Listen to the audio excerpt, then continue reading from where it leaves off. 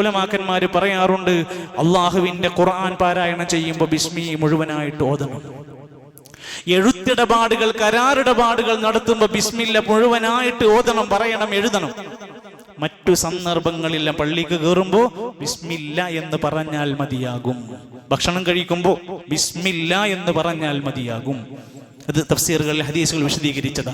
എന്നാൽ ഇന്ന് നമ്മുടെ സമൂഹത്തിൽ എല്ലാ കാര്യത്തെയും ഫാത്തിഹയെ ചൂഷണം ചെയ്യുന്നവർ, യാസീൻ ചൂഷണം ചെയ്യുന്നവർ, മുൽക്ക് ചൂഷണം ചെയ്യുന്നവർ എന്നതുപോലെ എന്തെങ്കിലും ഒന്ന് കിട്ടിയാൽ അതിനെ ദീൻ പഠിപ്പിക്കാതെ സ്വന്തം ആവശ്യങ്ങൾക്ക് വേണ്ടി ഉപയോഗപ്പെടുത്തുന്നവരും ഇന്ന് കുറവല്ല. അവനവന്റെ ചാനലിൽ ആളുകൂടാൻ, അവനവന്റെ മാർക്കറ്റിംഗ് വിശാലമാകാൻ ഓരോരുത്തരും സ്വയം ബിസ്മി കൊണ്ട് മുതലാക്കുന്ന ഒരുപാട് പേരുണ്ട്.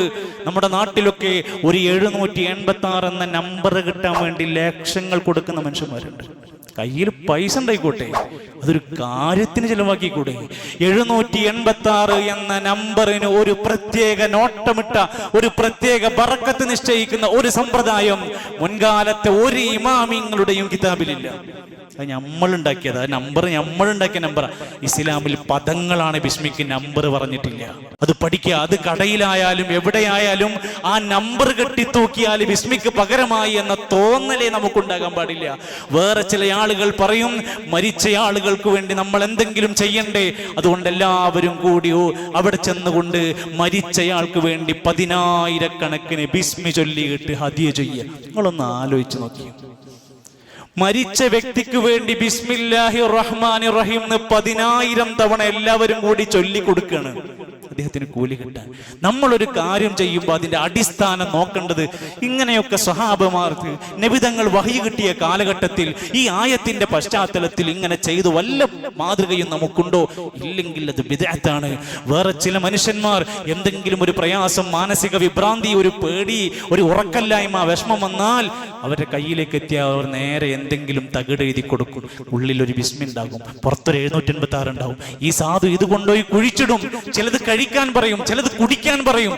ഈ നിലക്ക് ബിസ്മിയെ ദുരുപയോഗം ചെയ്യുന്ന തെറ്റായ പ്രവർത്തനങ്ങൾ ഉണ്ടെങ്കിൽ അവർ അതിൽ നിന്ന് തിരിഞ്ഞു നടക്കേണ്ടതുണ്ട്. പാടില്ലാത്ത ഗൗരവമായ ബിദ്അത്തിന്റെ കൂട്ടത്തിൽ ഉലമാക്കന്മാർ എണ്ണി പറഞ്ഞത്. അതോടൊപ്പം വിശുദ്ധ ഖുർആനിൽ സൂറത്ത് തൗബയുടെ ആയത്തുകൾ, 1-ാമത്തെ ആയത്ത് തുടങ്ങുമ്പോൾ സാധാരണ സൂറത്തുകൾക്കില്ലാത്ത പോലെ തന്നെ ഇതിനെ ബിസ്മി ഓതേണ്ടതില്ല, മറ്റു സൂറത്തുകൾക്കൊക്കെ ബിസ്മി ഓതേണ്ടതുണ്ട് എന്ന് തിരിഞ്ഞ് മനസ്സിലാക്കാൻ ശ്രദ്ധിക്കുക. അതോടൊപ്പം ബിസ്മി ഇത്രയും മഹത്തരമാണ് എങ്കിലും അത് ഇന്ന സ്ഥലത്ത് ഇത്ര തവണ ഇന്ന കാര്യത്തിന് ചൊല്ലുക എന്ന് പറയാൻ നമുക്ക് രേഖ വേണം, പ്രമാണം വേണം. എന്നാൽ നാട്ടിലെ ചാനലുകളും മുസ്ലിയാക്കന്മാരും നേതാക്കന്മാരും അണികളോട് പറഞ്ഞു കൊടുത്തുകൊണ്ടിരിക്കുക, 12,000 തവണ ഒരു വ്യക്തി ഇരുന്ന് ബിസ്മി ചൊല്ലിയാൽ അയാളുടെ എല്ലാ വിഷമങ്ങളും മാറും. 12,000 തവണ ഒരു വ്യക്തി ഇരുന്ന് ബിസ്മി ചൊല്ലണമെങ്കിൽ അയാൾക്ക് ഇനി ഇതിനേക്കാൾ വലിയ വിഷമം എന്താ ഇനി വരാനുള്ളത്? കാരണം അയാൾ മറ്റെല്ലാ വിഷമവും മറക്കും ഇത് കഴിയുമ്പോഴത്തേക്ക്. വല്ലാത്തൊരവസ്ഥയാണ് ഇതൊക്കെ ചൊല്ലുന്ന. ഞാൻ ആ ചാനലുകളൊക്കെ ശ്രദ്ധിച്ചു നോക്കുമ്പോൾ 1000 കമന്റുകളാണ്. നമുക്ക് ഭയങ്കര ഗുണം കിട്ടി, ഇത് ചൊല്ലിയതിനു ശേഷം അത്ര കറാമത്തുണ്ടായി എന്നൊക്കെ പറഞ്ഞ് ഇങ്ങനെ എഴുതി സുഖിപ്പിക്കുന്നുണ്ട്.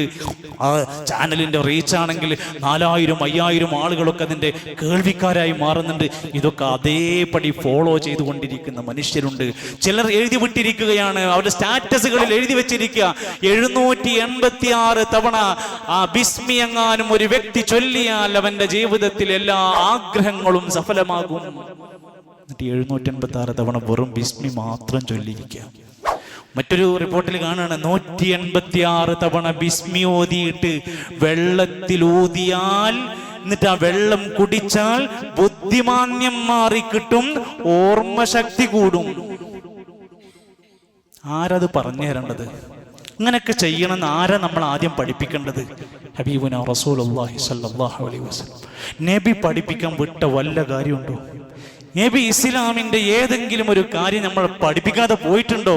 അവിടെയില്ലാത്തത് ഇവിടെ നമുക്കും എണ്ണം പറയാൻ, സമയം പറയാൻ, പോരിശ പറയാൻ അർഹതയില്ല. നമ്മളാരും മതമുണ്ടാക്കുന്നവരല്ല. ഇതാണ് മനസ്സിലാക്കേണ്ടത്.